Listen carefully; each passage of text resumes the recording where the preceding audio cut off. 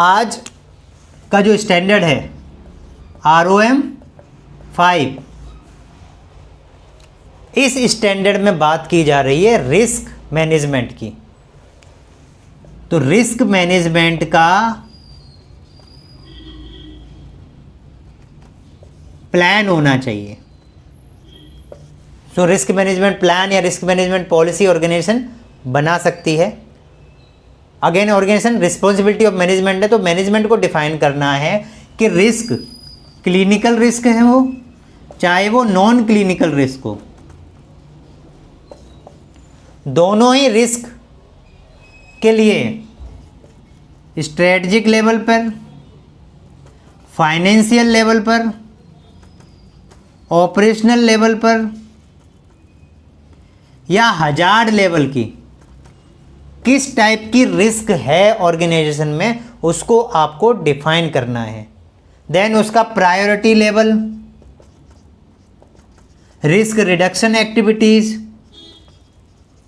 क्या आप उसको रिस्क को कैसे रिड्यूस करेंगे, एनालिसिस,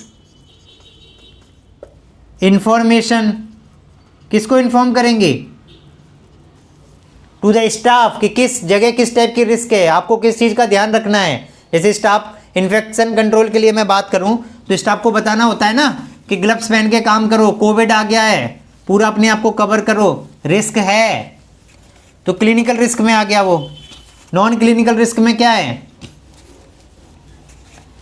एनवायरमेंटल रिस्क हो सकता है, हजार्डुअस रिस्क हो सकता है। जैसे केमिकल्स से काम कर रहे हैं कहीं पर, तो केमिकल किसी के ऊपर स्पिल हो गया, तो वो केमिकल किस टाइप का हो गया, आपका नॉन क्लिनिकल टाइप का रिस्क हो गया। फायर हो गया, नॉन क्लिनिकल रिस्क हो गया, आग लग गई, तो फायर से कैसे फायर फाइटिंग कैसे करेंगे, तो आपका मेडिकेशन से रिलेटेड हो सकता है। मेडिकेशन में क्या आता है, आपका एलर्जी हो सकती है पेशेंट को मेडिकेशन से, रिस्ट्रिक्टेड एंटीबायोटिक अगर आपके हॉस्पिटल में यूज हो रही है और उसका जस्टिफिकेशन भी नहीं है, तो again that is a risk. Equipment related risk हो सकता है आपके यहाँ, जैसे फायर सेफ्टी रिलेटेड फायर, और आपका लेजर है, तो लेजर का यूज से क्या रिस्क हो सकता है। इसके अलावा आपका फायर सेफ्टी के अलावा आपका रिस्क हो सकता है hazard from chemical,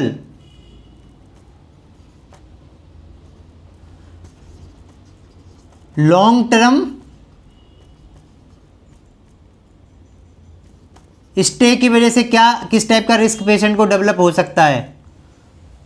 so long term के लिए सर्विसेज के साथ में क्या रिस्क हो सकती हैं, वो भी आपको रिस्क मैनेजमेंट प्लान में मेंशन करना होगा। तो आपका जो रिस्क मैनेजमेंट प्लान होगा उसमें रिस्क जहाँ जहाँ रिस्क हैं, चाहे हमने वो हीरा के थ्रू रिस्क निकाला, चाहे वो हमने सेफ्टी ऑडिट करके रिस्क निकाला, सेफ्टी राउंड करके रिस्क निकाला, या FMEA किया, फेलियर मोड इफेक्टिव एनालिसिस, किसी भी टाइप की रिस्क है, उस रिस्क का रिकॉर्ड हमें एक रजिस्टर मेंटेन कर सकते हैं। हम उस रजिस्टर में हमको रिकॉर्ड को मेंटेन करते जाना है कि ये एरिया वाइज ये रिस्क हमें पता लगी हैं और इस रिस्क के लिए हमने ये एक्शन प्लान बनाए हुए हैं, और ये अपडेट होते रहना चाहिए।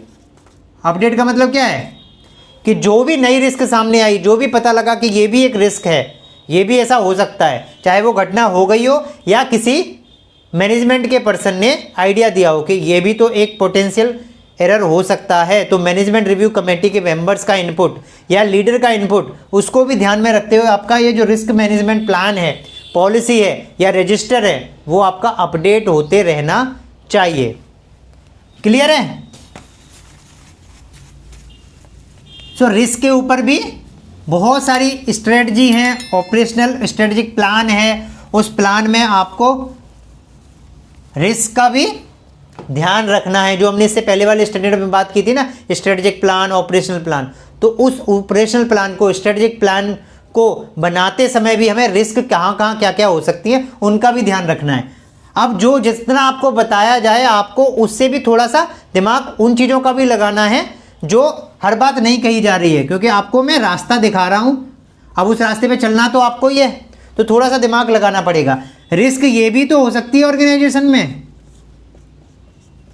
कि स्टाफ ने स्ट्राइक कर दी, ये हो सकती है नहीं हो सकती? किसी डिसीजन की वजह से स्टाफ ने स्ट्राइक कर दी कि भैया ये नहीं होगा, हम तो काम नहीं करते, रिस्क है। तो कंटिजेंसी प्लान भी बनाना पड़ेगा हर रिस्क के लिए कि अगर ऐसा हो गया हाउ वी विल मैनेज। चलो स्टाफ ने स्ट्राइक नहीं करी, लेकिन कोई सिचुएशन ऐसी हो गई जिसमें कि कॉन्फ्लिक्ट ऑफ इंटरेस्ट आ गया।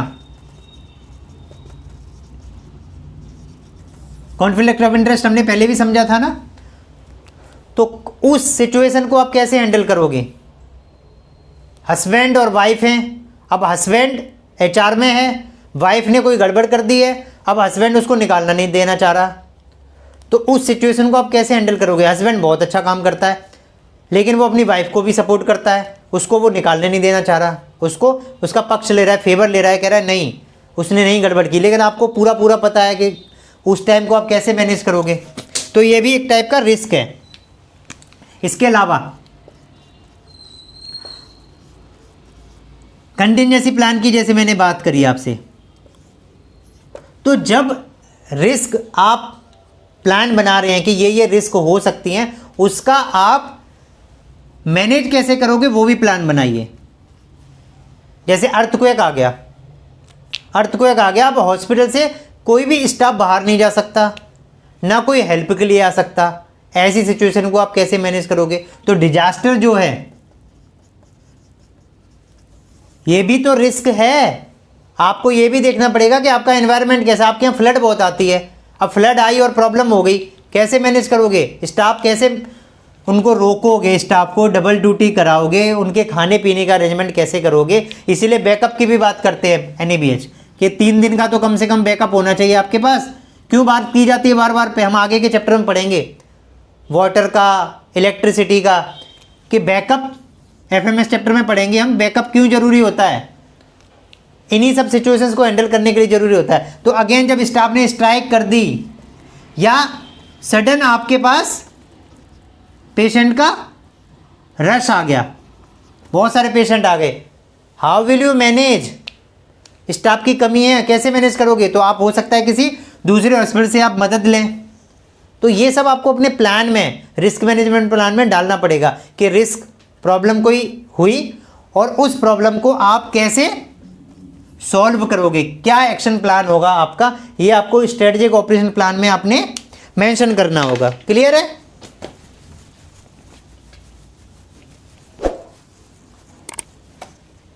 तो इससे क्या समझ रहे हैं आप कि कंटिजेंसी प्लान का मतलब ये है कि जो प्लान ऑर्गेनाइजेशन बना रहा है उस प्लान के लिए रिसोर्सेज भी अवेल कराना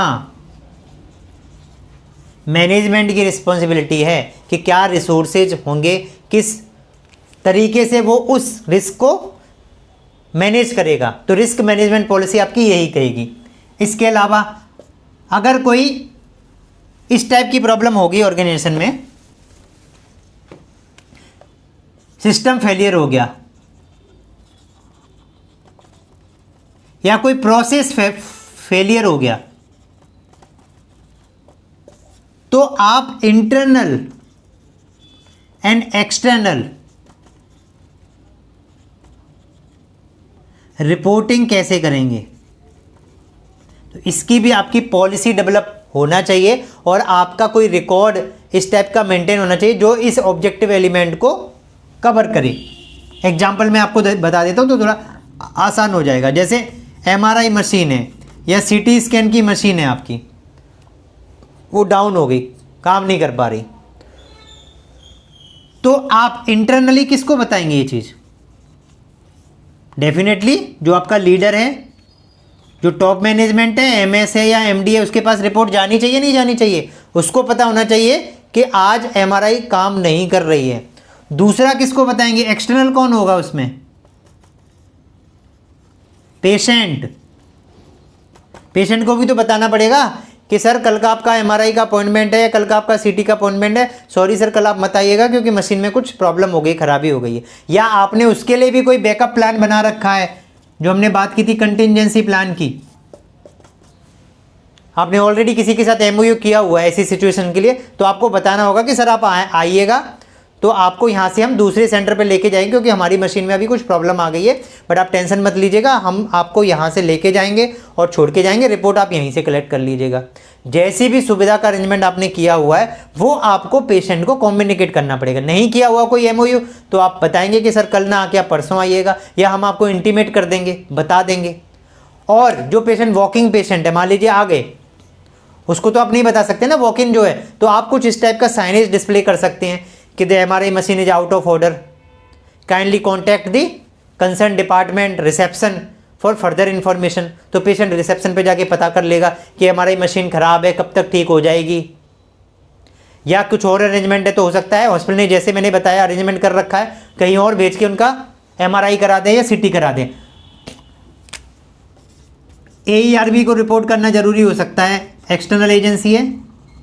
कब? इन केस ऑफ कोई इक्विपमेंट से रेडिएशंस बहुत ज़्यादा एक्सपोज हो रही हैं। मान लीजिए आपने QA कराया, QA समझते हैं ना, क्वालिटी एश्योरेंस टेस्ट करवाया अपने रेडिएशन इक्विपमेंट का, उस एरिया का, और उस रिपोर्ट में बहुत सारी डेफिशिएंसी निकली कि आपका रेडिएशन का एक्सपोजर तो बहुत ज़्यादा है, सारे एरिया में जा रहा है इधर उधर, तो ये मशीन रेडिएशन ज़्यादा छोड़ रही है, जितनी इसकी फ्रिक्वेंसी है, जो इसका पैरामीटर है उसके हिसाब से ठीक नहीं है। तो आप इसकी रिपोर्टिंग कहाँ करेंगे? AERB में करेंगे। हमने MBPI की बात की थी, metro vigilance programme of India, ठीक है, तो उसमें हम रिपोर्टिंग करते हैं। हम इसमें आगे भी FMS चैप्टर में बात करेंगे इसके बारे में। फार्मेको विजिलेंस प्रोग्राम की बात करेंगे, PVPI जिसको हम बोलते हैं, जिसकी हमने MOM चैप्टर में ऑलरेडी बात कर रखी है, हम आगे भी इसके बारे में और डिटेल में पढ़ेंगे। तो इस टाइप की रिपोर्टिंग गवर्नमेंट को बताना, जैसे कोई डेथ होती है तो उसका डेटा गवर्नमेंट को जाता है, तो वो तो आपका बेसिक डेटा है। कोई बर्थ है तो उसका डेटा जो है वो जाता है, नहीं जाता गवर्नमेंट के पास। कोई नोटिफाइबल डिजीज होती है, जैसे कोई डेंगू का पेशेंट आ गया, तो डेटा गवर्नमेंट के पास जाता है कि कितने पेशेंट्स आ रहे हैं, अपडेट करना होता है। ऐसे ही कोई भी फेलियर अगर है, चाहे वो सिस्टम का फेलियर है, कोई प्रोसेस का फेलियर है, तो उसकी इंटरनल एंड एक्सटर्नल रिपोर्टिंग होना चाहिए। उसके लिए आपके पास एक रिकॉर्ड, कोई रजिस्टर, कोई फॉर्मेट होना चाहिए जिसमें एविडेंस दिखे कि हाँ आपने दोनों पर्सन को, यानी कि internal as well as external, आपने कन्वे कर दिया है, मैसेज पास कर दिया है। ये बहुत इंपॉर्टेंट एस्पेक्ट है, तो इस चीज़ को आपको ध्यान में रखना है। फायर लग गई, आग लगी है, तो इंटरनल कौन होगा?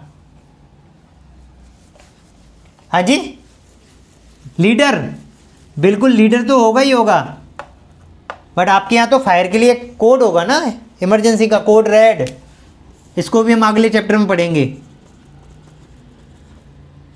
फायर के बारे में पूरा पॉलिसी है, तो कोड रेड में आपकी टीम होगी, तो आप इमरजेंसी कोड अनाउंस करोगे ना, तो इमरजेंसी कोड अनाउंस करेंगे तो उससे आपका इंटरनल तो कम्युनिकेशन हो जाएगा। ये इंटरनल है, एक्सटर्नल किसको बताओगे?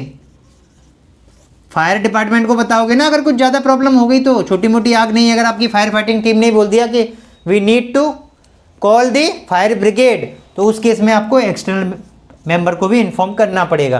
तो इस चीज़ का लिए जब भी आप ऐसी कम्युनिकेशन कर रहे हैं, उसके लिए मैंने ज़्यादातर देखा है कोई रिकॉर्ड नहीं मेंटेन करते सब हैं। ये सारी सिचुएशन सब जगह होती रहती हैं, फेलियर होते रहते हैं, रिपोर्टिंग भी होती है, रिकॉर्ड नहीं करते, एविडेंस नहीं होती। NABH का जो एसेसर है उसको तो एविडेंस चाहिए ना, वो आपके हॉस्पिटल में क्या सिस्टम चल रहा है नहीं चल रहा है कैसे पता करेगा? वो आपके हॉस्पिटल में तो काम नहीं करता, उसको तो रिकॉर्ड मिलेंगे, एविडेंस दिखाएंगे तो पता लगेगा कि हाँ आप इस काम को कर रहे हैं। इसलिए एविडेंस का बहुत बड़ा इंपॉर्टेंस है NABH में।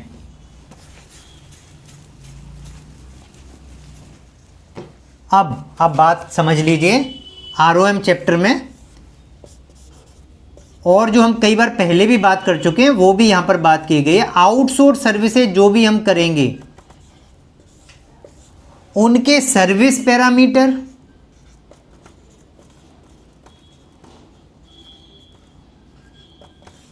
या हम उनको बोल रहे हैं क्वालिटी पैरामीटर्स,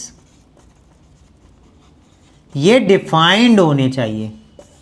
जैसे हमने लैब में बात की थी, तो जैसे लैब का एमओयू, लैब आपने आउटसोर्स की हुई है, तो उसमें टेट डिफाइंड हो कि कितने टाइम में आपको टेस्ट रिपोर्ट मिल जाएगी। क्रिटिकल वैल्यूज़ की इन्फॉर्मेशन उनको इन्फॉर्म करनी पड़ेगी। रिपोर्टिंग एरर से रिलेटेड अगर कुछ मैटर है तो उनको बताना पड़ेगा। रीडूज अगर कुछ इशूज हुए हैं उनके यहाँ तो उनको बताना होगा। जो भी आप पैरामीटर सेट करना चाहते हैं, उस ऑर्गेनाइजेशन से अचीव करना चाहते हैं, वो आप उनको बताइएगा, ठीक है। ऐसे ही अगर मैं इमेजिंग की बात करूं तो इमेजिंग के क्या पैरामीटर्स हो सकते हैं। अगर उनकी ही एम्बुलेंस आती है लेने के लिए पेशेंट को, तो उस केस में पेशेंट की ट्रांसपोर्टेशन सेफ्टी का कौन ध्यान रखेगा। सो मान लीजिए आपके उनके व्हील चेयर है, उनकी स्ट्रेचर है, क्या उसमें साइड रेल्स हैं, क्या व्हीलचेयर में बेल्ट हैं। ये आपका एक पैरामीटर हो सकता है। आपको उनको बताना पड़ेगा, गाइड करना पड़ेगा कि आपके पास ये फैसिलिटी होनी चाहिए, क्योंकि हमारे पेशेंट की सेफ्टी का सवाल है। उनके यहाँ भी टेट कितने टाइम में वो रिपोर्ट दे देंगे।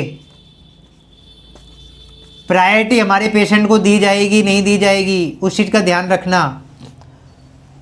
क्रिटिकल वैल्यू को विद इन टाइम, जो भी आपने टाइम फ्रेम डिफाइन किया कि 15 मिनट के अंदर या इतने टाइम के अंदर रिपोर्ट करना है, तो वो उसको पैरामीटर्स को मान रहे हैं नहीं मान रहे हैं।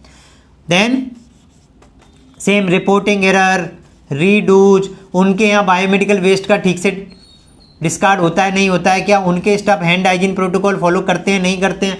बहुत सारे पैरामीटर हैं जिनको आप अपने टूल्स बना के या उसमें पैरामीटर्स को चेकलिस्ट बना के आप उसमें एमओयू में मेंशन कर सकते हैं। अब जब आप एमओयू में मेंशन करेंगे इन क्वालिटी पैरामीटर्स को,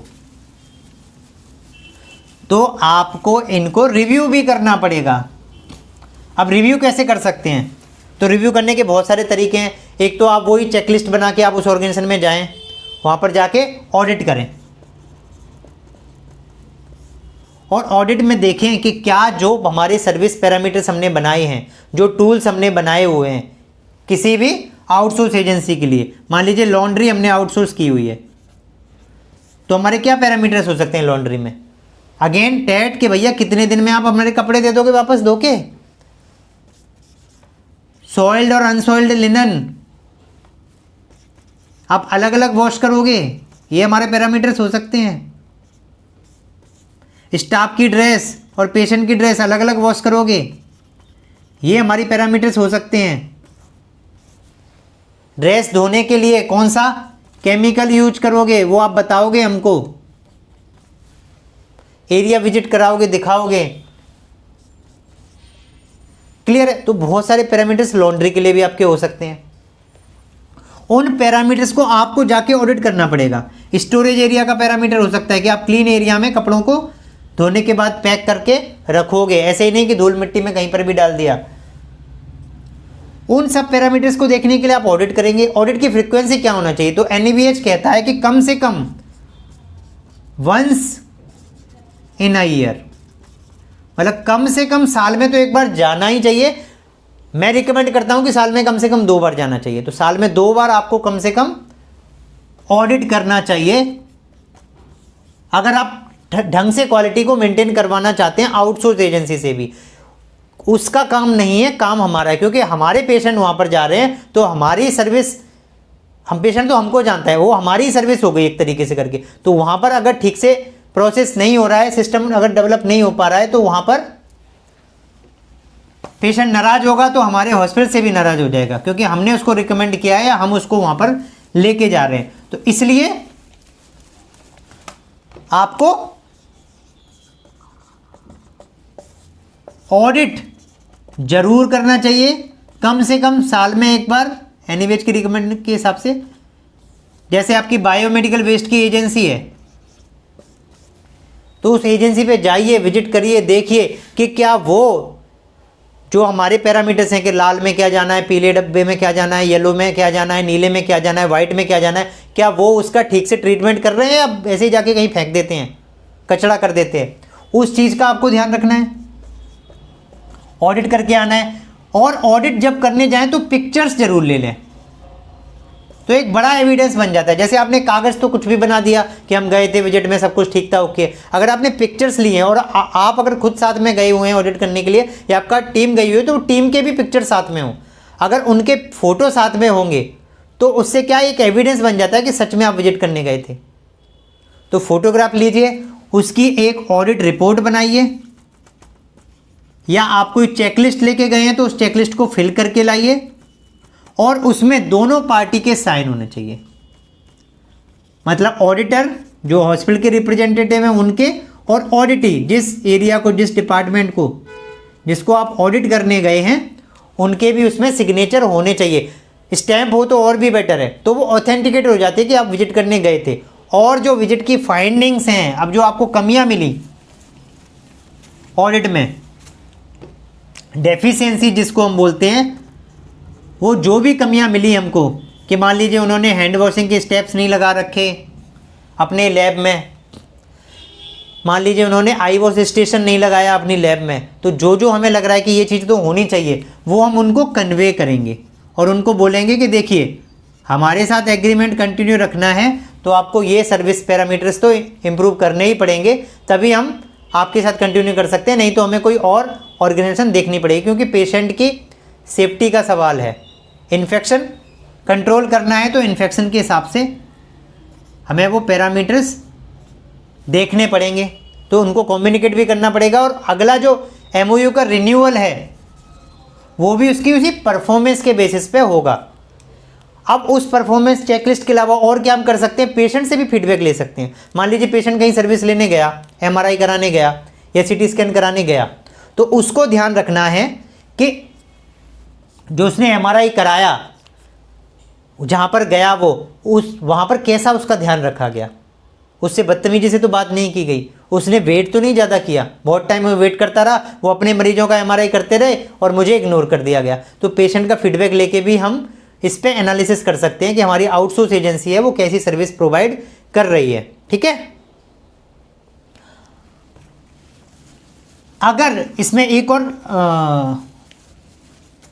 इंपॉर्टेंट बात है वो जरूर समझ लीजिए आप,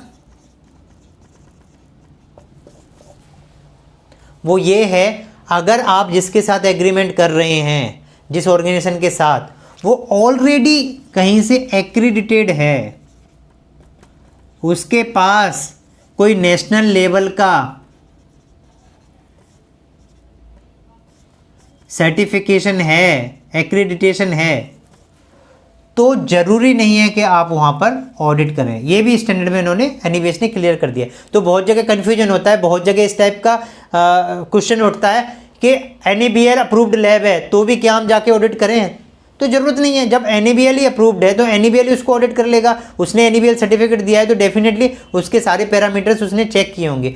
तो चाहें तो आप विजिट कर सकते हो, मना नहीं है, आप अपने पैरामीटर बनाएंगे, हम तो जाके देखेंगे, तो आप देखिए, मना नहीं है, आप कर सकते हो ऑडिट, बट मैंडेटरी नहीं है कि आपको अगर एनएबीएल अप्रूव्ड लैब है या एनएबीएच अप्रूव्ड इमेजिंग सेंटर है तो वहाँ पर भी आप जाके ऑडिट करो, क्योंकि जब वो एनएबीएच अप्रूव्ड है तो आप ये माना जाएगा कि वो क्वालिटी पैरामीटर्स फॉलो कर रहे होंगे, क्योंकि आप भी उन्हीं क्वालिटी के लिए बात कर रहे हो और वो एजेंसीज क्वालिटी की जो अथॉरिटी हैं वो भी उसी पैरामीटर पे बात कर रही हैं। तो ये चीज़ भी मैंने आपको क्लियर कर दी। तो अब इसको कोई डाउट नहीं होना चाहिए कि अगर कोई भी सेंटर, आपका जो आउटसोर्स सेंटर है, अगर उसको कोई क्वालिटी का अप्रूवल मिला हुआ है जो एक्सेप्टेड है नेशनल लेवल पे एटलीस्ट, तो उसमें तो कोई ऑब्जेक्शन किसी को नहीं होना चाहिए।